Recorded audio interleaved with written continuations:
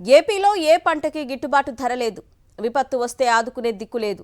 విత్తనాల నాణ్యతకు భరోసా లేదు. కనీసం సరిగా ఎరువులు అందడం లేదు.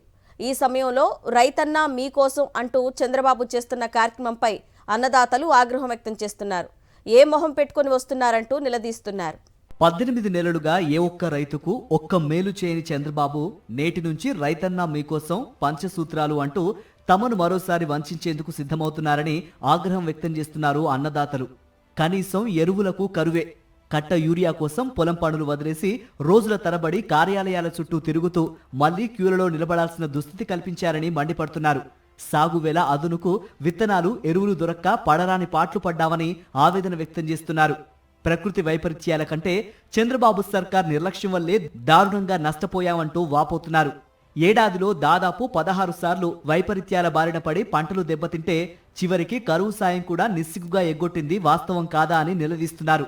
నయవంచనకు పాల్పడిన CM Chandrababu, deputy CM Pawan Kalyan, కూటమి నేతల్ని ఎక్కడికక్కడ నిలదీసేందుకు అన్నదాతలు, రైతు సంఘాలు సన్నద్ధమవుతున్నాయి.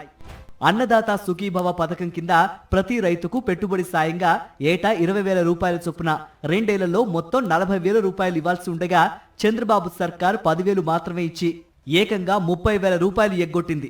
తొలి ఏడాది అన్ని పథకాల మాదిరిగానే దీనికి కూడా పూర్తిగా ఎగనామం పెట్టారు.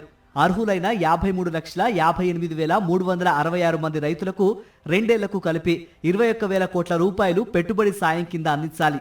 కానీ 46,85,836 మంది రైతులకు 2 విడతల్లో కలిపి చంద్రబాబు సర్కారు కేవలం 4,000 కోట్ల రూపాయలు మాత్రమే ఇచ్చింది. చంద్రబాబు ప్రభుత్వం అధికారంలోకి వచ్చాక ధాన్యం మొదలుకొని మామిడి, కోకో, పొగాకు, మిరప, ఉల్లి, టమాటా, పత్తి, అరటి, మొక్కజొన్న, కంది, శనగ ఇలా ఏడాదిన్నరగా ఏ ఒక్క పంటకు కనీస మద్దతు ధర దక్కలేదు. వరుస వైపరీత్యాలతో పంటలు దెబ్బతినడంతో వేల కోట్ల పెట్టుబడి నష్టపోయారు. చేతికొచ్చిన కొద్దిపాటి పంటను అమ్ముకునేందుకు నానా అగచాట్లు పడుతున్నారు.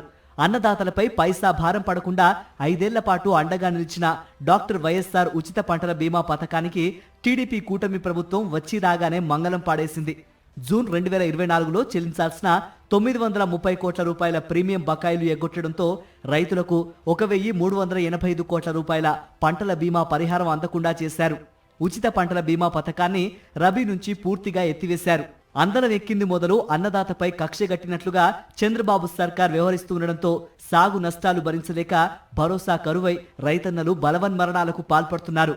తుఫానులు, వరదలు, వర్షాభావం ఒకదాని తర్వాత ఒకటిగా వైపరీత్యాలు ముప్పేట దాడి చేయడంతో పంటను అమ్ముకునే పరిస్థితి లేక మద్దతు ధర దక్కక దిక్కుతోచని స్థితిలో ఉన్న అన్నదాతలు ఆత్మహత్యలకు ఒడిగడుతున్నారు. టమాటా నుంచి పొగాకు వరకు పంట ఉత్పత్తులను కొనేవారు లేక, చేసిన అప్పులు తీర్చే దారి లేక ఇప్పటికే 300 మందికి పైగా రైతులు, కౌలు రైతులు ఆత్మహత్యలకు పాల్పడితే ఈ ప్రభుత్వం పైసా సాయం చేసిన పాపాన పోలేదని బాధిత కుటుంబాలు ఆక్రోశిస్తున్నాయి.